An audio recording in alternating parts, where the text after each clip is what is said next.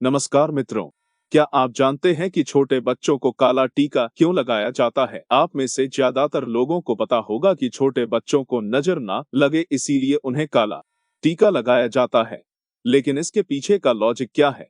जब हम किसी चीज के पीछे क्या लॉजिक है वह नहीं समझ पाते, उसे वैज्ञानिक तौर से नहीं समझा पाते तो वह चीज हमें अंधश्रद्धा लगने लगती है और हमने अपने ही रीति रिवाजों को अंधविश्वास या अंधश्रद्धा मान लिया है।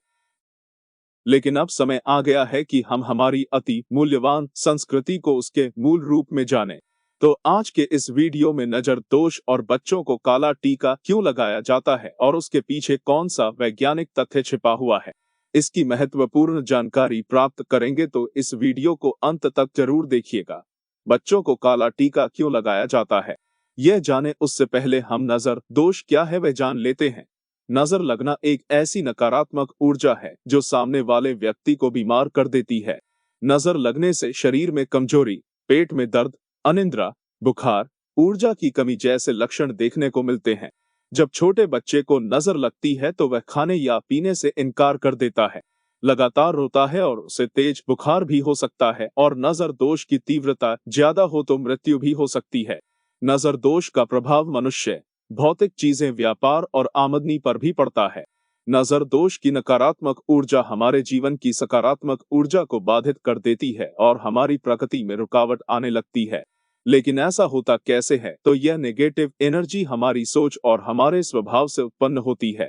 जब हम किसी चीज को देखते हैं और हमारे मन में जो हाय या ईर्ष्या का भाव उत्पन्न होता है, जैसे कि हाय हाय यह कितना ज्यादा खाता है, हाय हाय कितना सुंदर है, हाय हाय यह कितना ज्यादा कमाता है, इस तरह का जो भाव मन में उत्पन्न होता है, भले ही हम हाय हाय ना भी बोले, लेकिन ऐसी मन में उत्पन्न हुई तीव्र भावना से जो पैदा हुई नकारात्मक एनर्जी है वह आंखों के माध्यम से, क्योंकि हम किसी चीज को आंखों से ही देखते हैं, तो आंखों से निकलकर जिसे देखकर यह भाव उत्पन्न हुआ है उस चीज या व्यक्ति पर अपना प्रभाव दिखाना शुरू कर देती है, जिसे हम नजर लग जाना कहते हैं। और यह प्रभाव कम या ज्यादा हो सकता है और इस नजर दोष को सिर्फ भारत में ही नहीं लेकिन दुनिया के हर हिस्से में माना जाता है।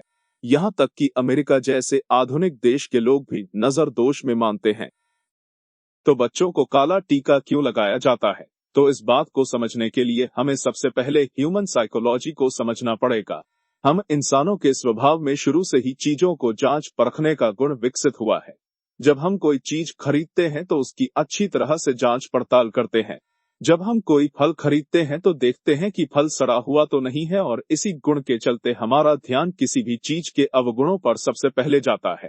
अब हम आपको पूछें कि यह क्या है, तो आप कहेंगे कि यह एक काला डॉट या बिंदु है।